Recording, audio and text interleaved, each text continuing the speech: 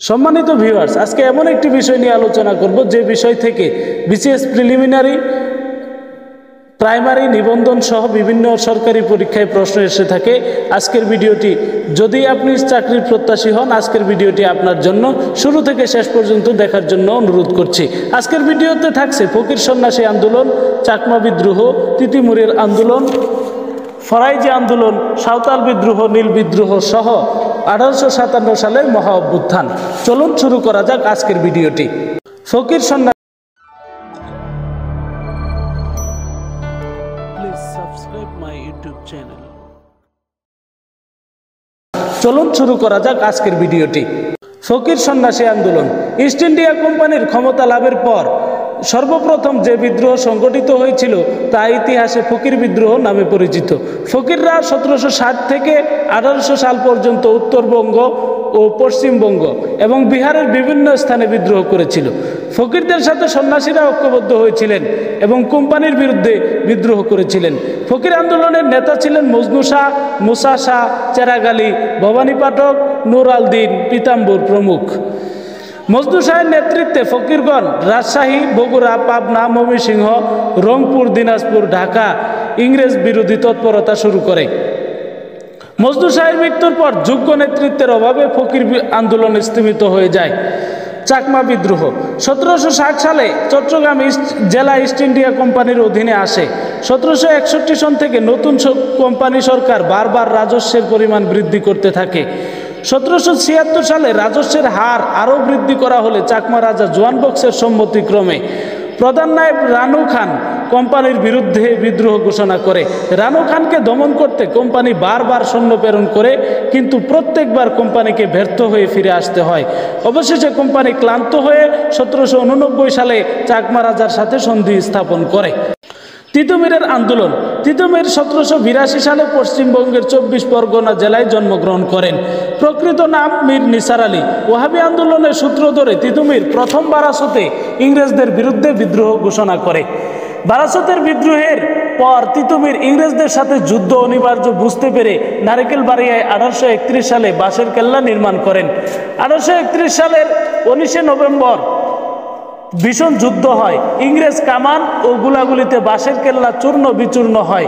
তিতুমির ও তার 40 সহচর শহীদ হন। তিতুমির প্রথম বাঙালি হিসাবে ইস্ট ইন্ডিয়া কোম্পানির বিরুদ্ধে অস্ত্র ধারণ করে শহীদ হন। ফরাইজি আন্দোলন। হাজী শরীয়তুল্লাহ 1781 খ্রিস্টাব্দে মাদারীপুর জেলায় জন্মগ্রহণ করেন। ইসলামের ফরজ পালনের জন্য তিনি জোর প্রচার চালান। এ ফরজ থেকে এই আন্দোলনের নাম হয় ফরাইজি আন্দোলন। ফরাইজি আন্দোলনের প্রধান কেন্দ্র ছিল ফরিদপুর জেলা। হাজী শরীয়তুল্লাহর মৃত্যুর পর এই আন্দোলনের নেতৃত্ব দেন তার সুযোগ্য পুত্র মহসিন উদ্দিন ওরফে দুদু মিয়া। দুদু মিয়ার নেতৃত্বে ফরাইজি আন্দোলন সংস্কার আন্দোলনের গণ্ডি পেরিয়ে রাজনৈতিক রূপ লাভ করে। জমি থেকে খাজনা আদায় আল্লাহর আইনের পরিপন্থী। খাজনা আদায়ের জন্য জমিদারদের অত্যাচার রোধকল্পে দুদু মিয়া আল্লাহর সার্বভৌমত্ব প্রতিষ্ঠার জন্য এ উক্তি করেন। সাঁওতাল বিদ্রোহ। উত্তরবঙ্গ ও পশ্চিমবঙ্গ ও বিহারের কিছু অঞ্চলে বসতি আছে সাঁওতাল জাতির।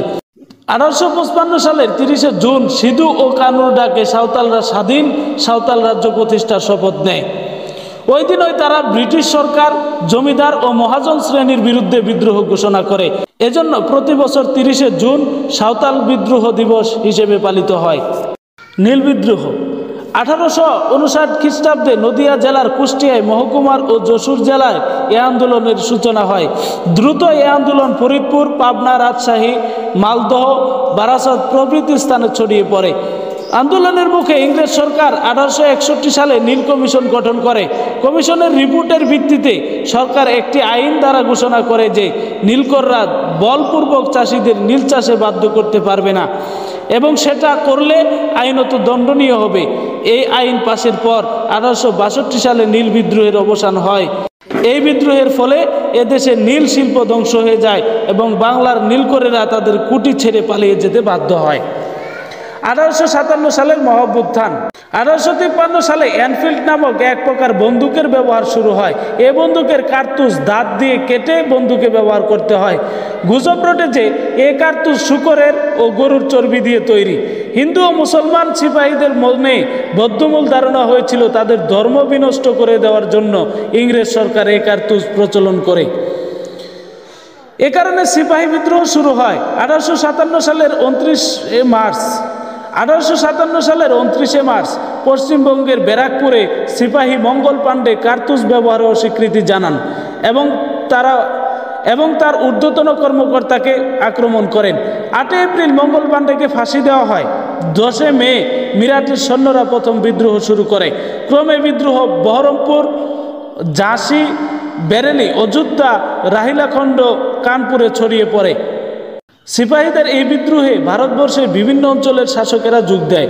ঝাঁসির রানী লক্ষ্মীবাই, মহারাষ্ট্রের তাতিয়া টুপি, এরকমই কয়েকজন। বিদ্রোহীরা দিল্লি অধিকার করে মুঘল সম্রাট দ্বিতীয় বাহাদুর শাহকে ভারতের সম্রাট বলে ঘোষণা করে। 1857 সালের বিপ্লবকে সিপাহী বিদ্রোহ, আবার কেউ কেউ একে জাতীয় সংগ্রাম বলে অভিহিত করেন। এটা ছিল ইংরেজদের বিরুদ্ধে সারা ভারতের স্বাধীনতার প্রথম বিদ্রোহ। শেষ পর্যন্ত এ সংগ্রাম ব্যর্থ হয়। 4 মাস অবরোধের পর ব্রিটিশগণ দিল্লি দখল করে নেয়। ডি সাভারকার ও শশীভূষণ চৌধুরী সিপাহী বিদ্রোহকে প্রথম স্বাধীনতা সংগ্রাম বলে অভিহিত করেছেন। বাহাদুর শাহ পার্ক পুরান ঢাকায় সদরঘাটের লক্ষ্মীবাজারে অবস্থিত একটি ঐতিহাসিক স্থান। 1857 সালের সিপাহী বিদ্রোহের পর ইংরেজ শাসকেরা প্রহসনমূলক বিচারে ফাঁসি দেয় অসংখ্য বিপ্লবী সিপাহীকে। জনগণকে ভয় দেখাতে সিপাহীদের লাশ এনে ঝুলিয়ে রাখা হয় এই ময়দানের বিভিন্ন গাছের ডালে। 1858 সালের ব্রিটিশ রানী ভিক্টোরিয়া নামানুসারে এ স্থানের নামকরণ করা হয় ভিক্টোরিয়া পার্ক।